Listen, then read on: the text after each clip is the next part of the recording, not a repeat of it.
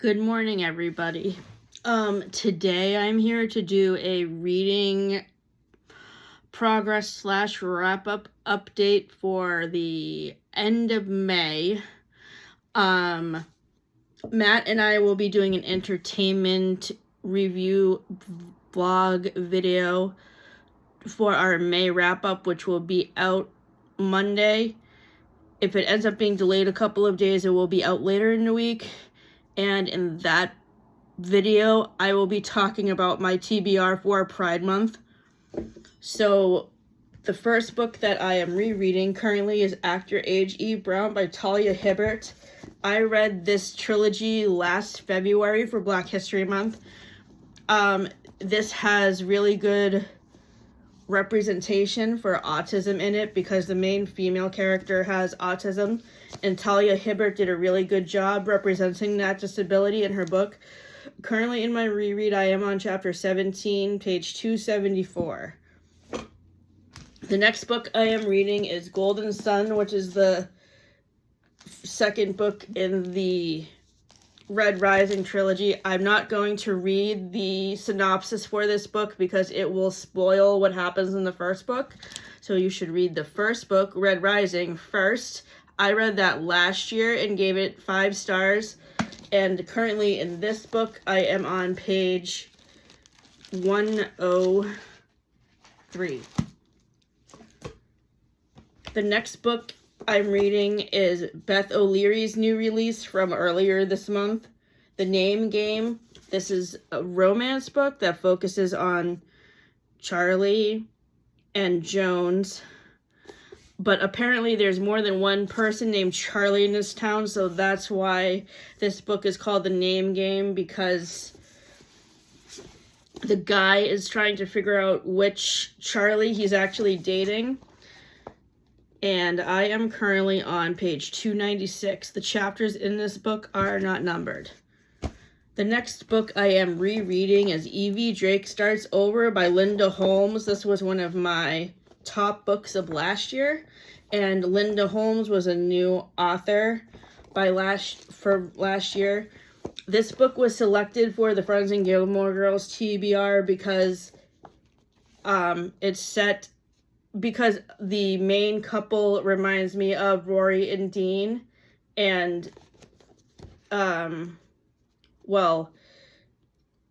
main male character's name is actually Dean, and he's a baseball player who's recovering from an injury, who is said to do recovery from his surgery in this small town in Maine, where he meets Evie, who is a recent widow. Currently in my reread, I am on chapter 18, page 129. The next book I am reading was a recommendation from my coworker at the Boys and Girls Club, Patty. It's called Flowers in the Attic by V.C. Andrews. This book was published in 1979, so it's a relatively older book. They were a perfect family, golden and carefree, until a heartbreaking tragedy shattered their happiness. Now, for the sake of an inheritance that will ensure their future, the children must be hidden away out of sight, as if they never existed. Kept on the top floor of their grandmother's vast mansion, their loving mother reassures them that it will just be for a little while. But as brutal days swell into agonizing months and years, Kathy, Chris, and twins Corey and Carrie realize their survival is at the mercy of their cruel and superstitious grandmother, and this cramped and helpless world may be the only one they ever know. Trigger warning in this book for child abuse. This book is pretty hard to read because of the child abuse theme, but I am really enjoying it so far. These chapters are not numbered either. I am currently on the chapter called The Christmas Party, page 182.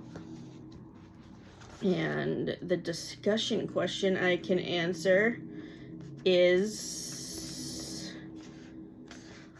on page 36. Kathy says, looking backwards to that night ride on the train, I realized that was the very night I began to grow up and philosophize. With everything you gained, you had to lose something, so I might as well get used to it and make the best of it. Do you agree this moment in Kathy do you agree this is the moment Kathy began to grow up, or do you think it was at a later point in the book? If so, at which point? Why? I mean, I think the part where she was forced to grow up was when she was forced to go live in the attic with her siblings and basically be their mother because their mother wasn't taking care of them. The next book I'm reading is Project Hail Mary by Andy Weir. I wanted to read this book because the movie came out at the end of March, and I really want to see the movie because it has my favorite actor, Ryan Gosling, in it. And currently in this book, I am on chapter 16, page 262.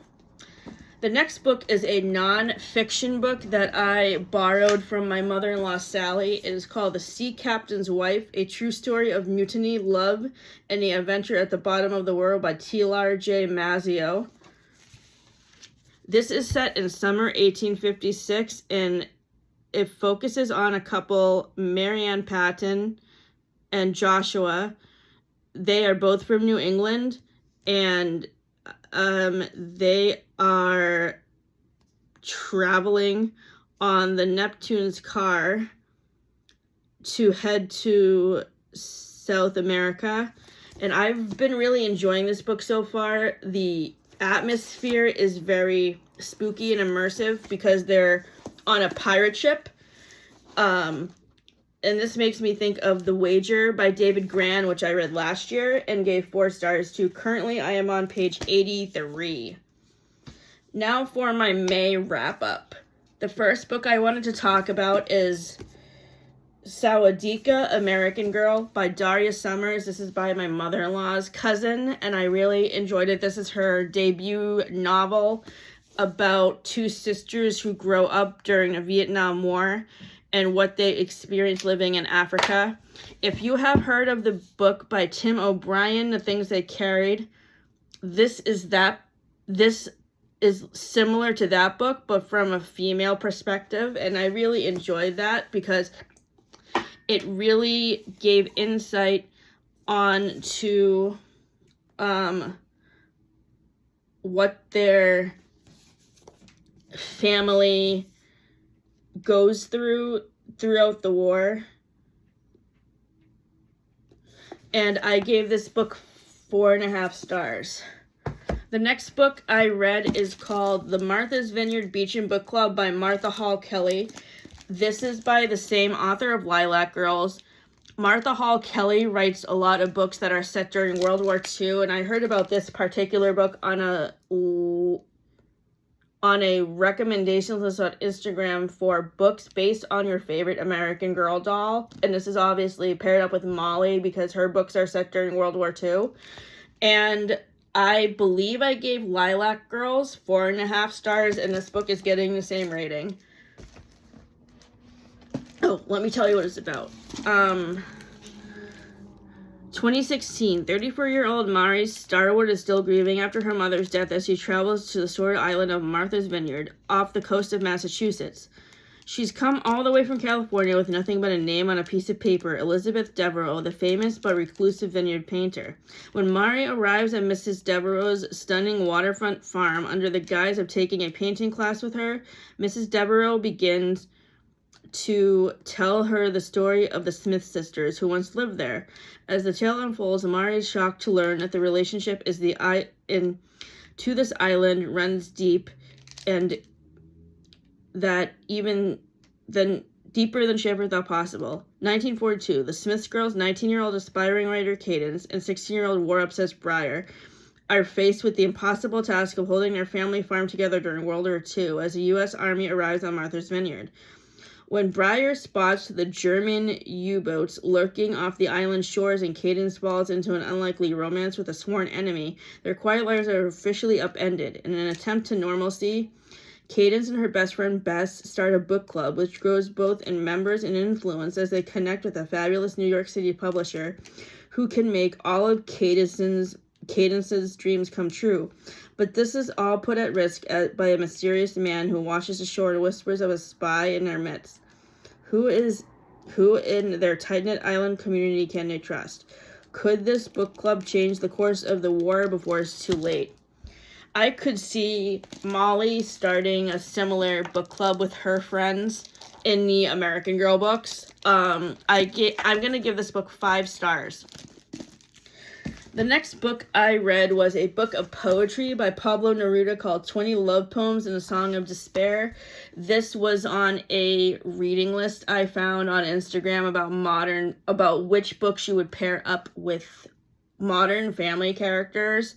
And this was paired up with Manny, who writes a lot of love poems for people he has crushes on. Throughout the series. So I gave this 5 stars.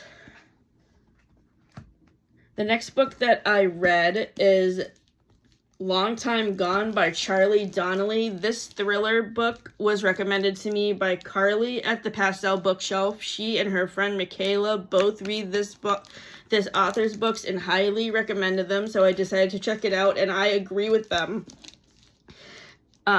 Like many other thriller books that I read, this book kept me on the edge of my seat and wanting to know more about what was going on. It was very intense. I will tell you what this book is about. When Dr. Sloane Hastings submit her DNA to an online genealogy site for a research assignment, her goal is to better understand a treasure trove of genetic information contained on ancestry websites. Brilliant and driven, Sloane is embarking on a fellowship in forensic pathology, training under the renowned Dr. Livia Cuddy. Sloane has one reservation about involving herself in this experiment. She's adopted. Grateful for a loving home, she's never considered tracking down her biological parents. The results of her search are shocking. Sloane's DNA profile suggests that her true identity is that of Charlotte Margolius, aka Baby Charlotte, who captured the nation's attention when she mysteriously disappeared along with her parents in July 1995. Desperate and despite an exhaustive search, the family was never seen again and no suspects were named in the case. Sloane's discovery leads her to the small town of Cedar Creek, Nevada, the site of her disappearance.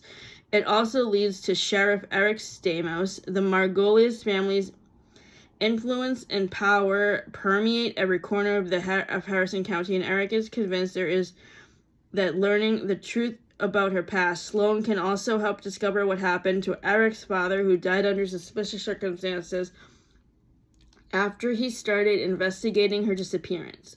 Slowly, over the course of a stifling summer, Sloane begins getting to know her relatives, though initially welcoming to the Margolius family is also mysterious and tight-lipped. Not everyone seems happy about Sloane's return or the questions she's asking, and the more she and Eric learn, the more apparent it becomes that the answers they seek are buried in a graveyard of Margolius family secrets that some will do anything to keep hidden, no matter who else has to die. 5 stars. The next book is Debbie Macomber's new release from earlier this month, Chasing the Clouds Away. Lexi's mother recommended this romance author to me in 2024, and I really enjoy her books. This is I think there's a list of her books here. Let me see. Yes, let's see. I have read Must Love Flowers, Any Dream Will Do, and A Christmas Duet. And out of all of these books, Must Love Flowers was 4 stars. This book was 4.5. Any Dream Will Do was 3. And A Christmas Duet was 4.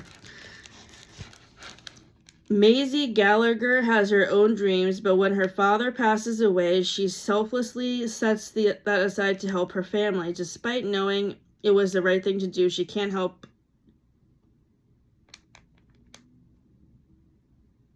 but wish for the road not taken.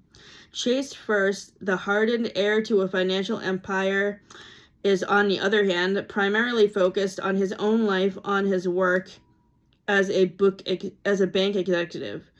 His childhood was marred by his mother's struggle with addiction and left him cynical and emotionally distant. But then Chase meets Macy, a beautiful woman full of optimism and kindness who can see past his defenses.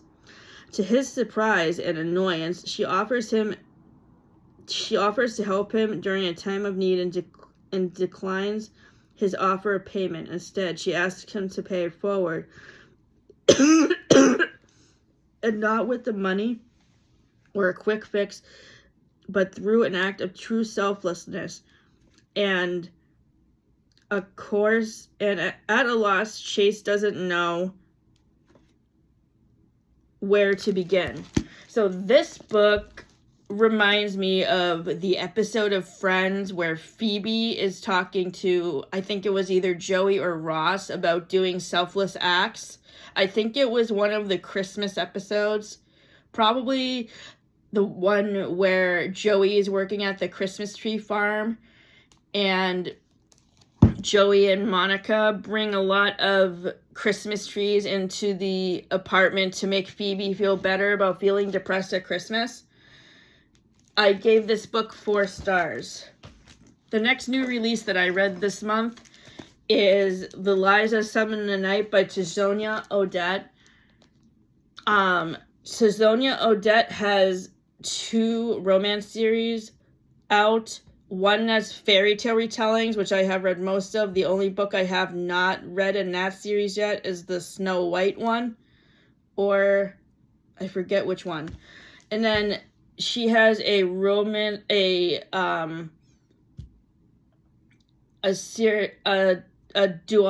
of romance books that's set in the same time period as Pride and Prejudice, which I have in the other room.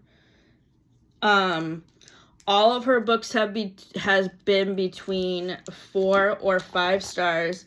This book comes with trigger warnings, and I will tell you what they are in a minute. Oh, here we go.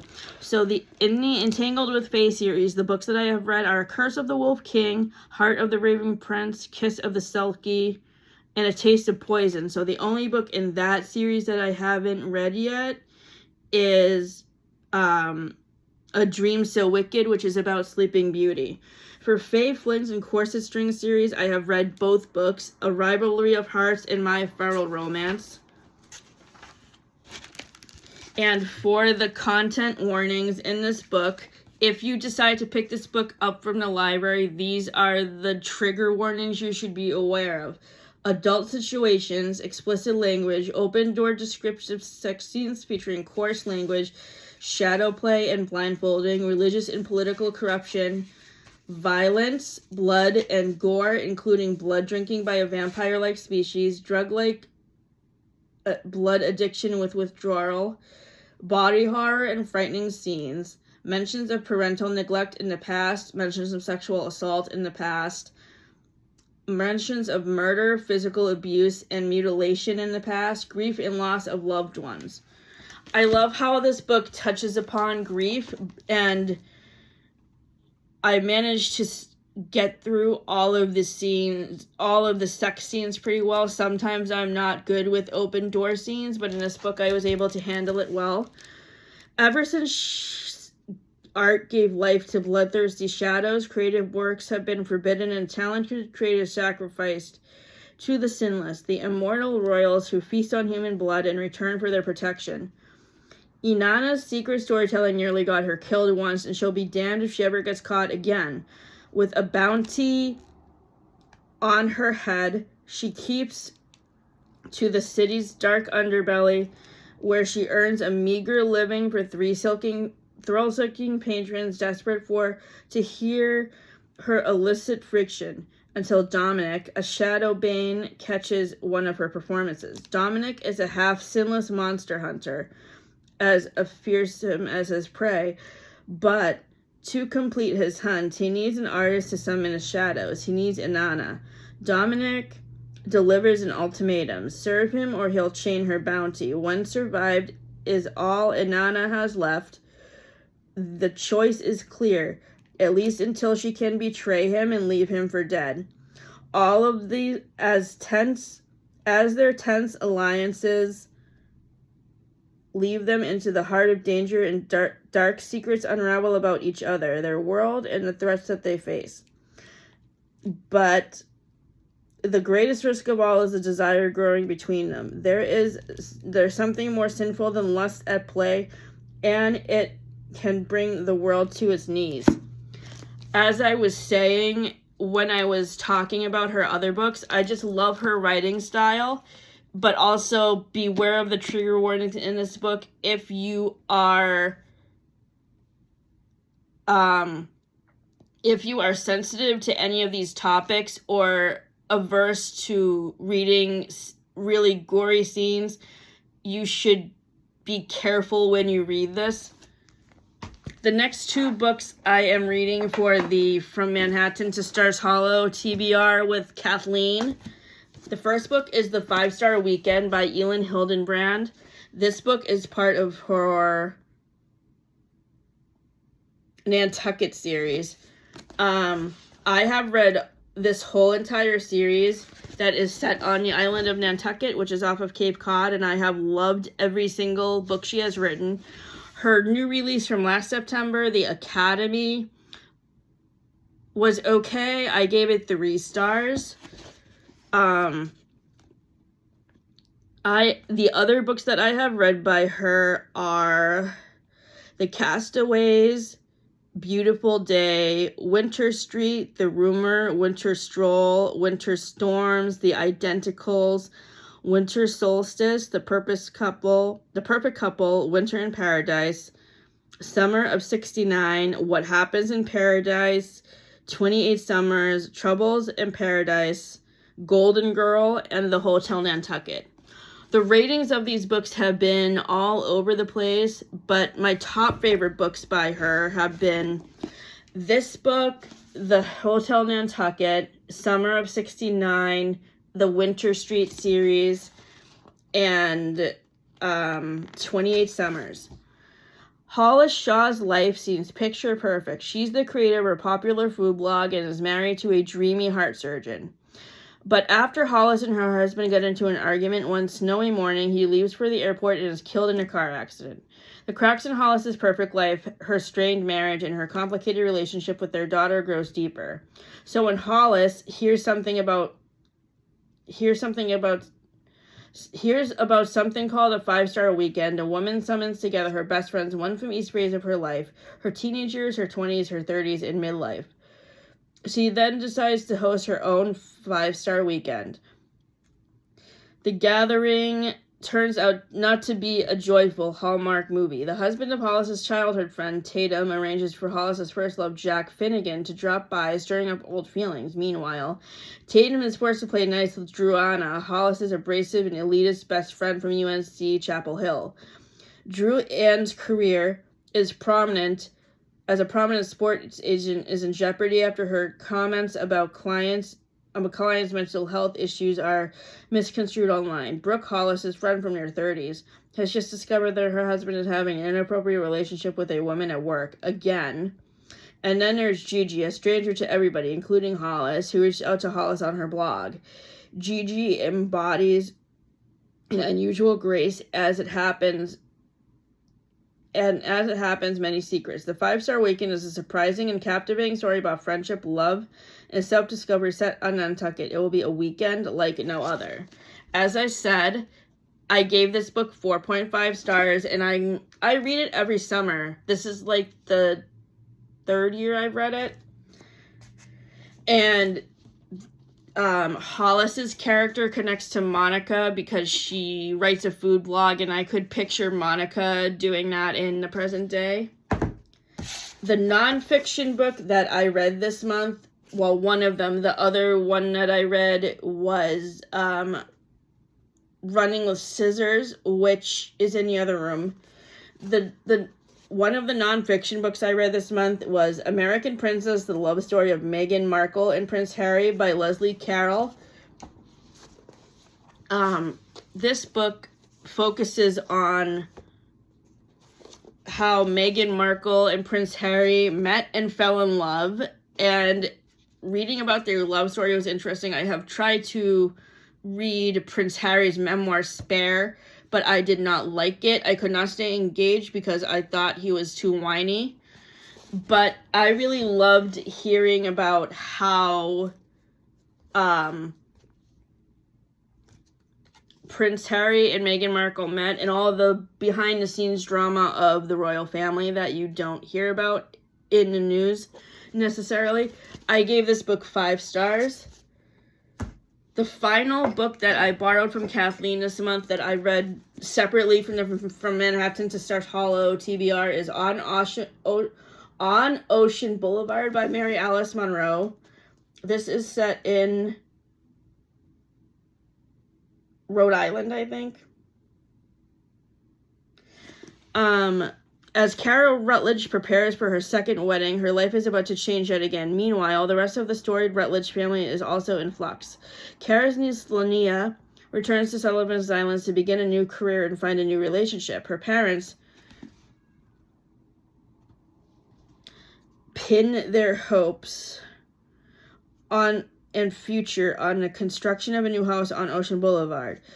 But when a devastating illness strikes, the Rutledge family must come together yet again to discover enduring strength and love, tradition, and legacy from mother to daughter to granddaughter. Like the sea turtles that come ashore annually on these windswept islands, 3 generations of Rutledges will explain the seasons of return, rebirth, and growth. Authentic, generous, and heartfelt. Mary Kay Andrews, New York Times bestselling author. On Ocean Boulevard is Mary Alice Monroe at her very best. This is my first book by this author, and I really want to check out more of her books because I loved the beach house setting, and it kind of reminds me of my family house in Hull, Mass, where I go to every summer. And if you like family drama, you will love this book. I gave it 4 stars. My top anticipated books for the summer. In the summer, I'm going to be reading a lot of new releases. I'm also meeting Ashley Poston on June 15th at Books A Million, which I'm super excited about. For those of you who are not familiar with Ashley Poston's books, she wrote The 7-Year Slip, The Dead Romantics, and A Novel Love Story, which my favorite book of hers so far has been A Novel Love Story, which was her release from a couple of years ago. She is coming out with a new book in June called The Someday Garden, which is set in Maine, which I'm really excited about. I'm also excited about reading Freya Sampson's new book. She wrote Nosy Neighbors in the Busybody Book Club. Her book that's coming out on July 7th is called Most Ardently Yours, which is a modern retelling of Pride and Prejudice. And then other books I'm looking forward to reading this summer are Sitcom, which is Chuck Lorre's memoir. I'm going to be reading Untamed by Glennon Doyle for my TBR for Pride Month, which was a Reese's Book Club pick a couple of years ago. And then I'm also looking forward to reading